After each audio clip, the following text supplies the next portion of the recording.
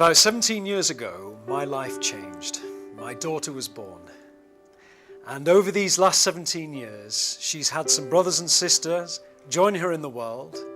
And I've watched them over the years play, learn, develop, cry and laugh. And when I've traveled and I've reached the deserts of Africa and the mountains of Asia, and every time I've shaken hands with a cheeky little 5-year-old, or I've looked carefully at the despondent teenager, I can see in these children my own children. Because I've seen children in the most gripping poverty. I've been in refugee camps in Sudan, where a child has lost its father or lost its mother. I've heard their stories.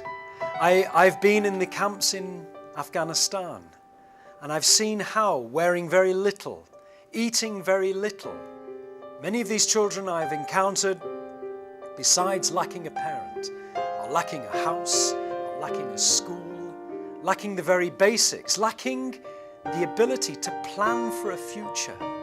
If you ask any child, what do you want to be? They will come up with the most imaginative of answers. They want to be a doctor or an engineer. They have ambition, they have hope. And yet in the refugee camps, in the townships, in the slums, after floods, after war, do they really have the wherewithal to make their ambitions become a reality?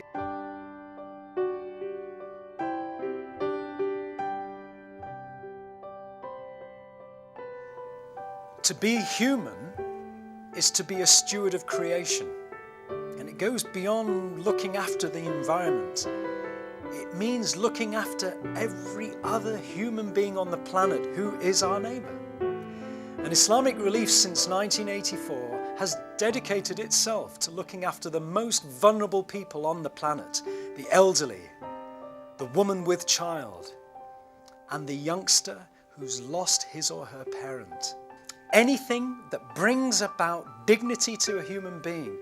And wherever the gaps are, Islamic Relief is there to fill the gaps, to bridge the chasm of poverty and make it possible for the most vulnerable of people to fulfill their human potential.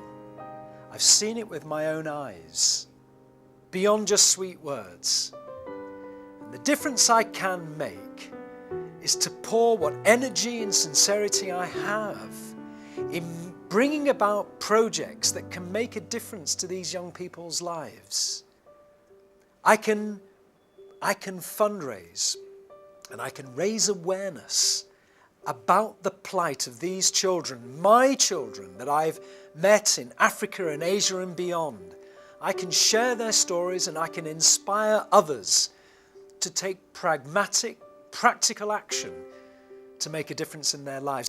It is about raising the funds to put the people and the resources in place to bring about the projects that can intervene in these children's lives to bring about change. Orphan sponsorship, education, training, leisure, helping children to play, helping children to overcome the trauma of losing relatives. Schemes to help them make sense of the tragedy and suffering they see around them so that they can repair what any inner damage has occurred, so that they can enter adult life positive and determined to make a difference not only to their own lives but to others around them. So as I return to the UK, I'm left with that question of myself. What more can I do? And this is what I say to you. What can you do? What can we do together to help our children who are just a flight away, just an hour or two's travel away? Together, working together here in this country with like-minded people abroad, that's when we can make a difference. The Prophet Muhammad, peace be upon him, said, "The best of you is he who can bring benefit to other people. The best of you is he who brings most benefit to other people. And our neighbors, our children, in the Horn of Africa, in the deserts of Asia, in war zones, in drought zones, in flooded zones, they're crying out. And as a parent, at home, we all know you can't sleep if your child is crying.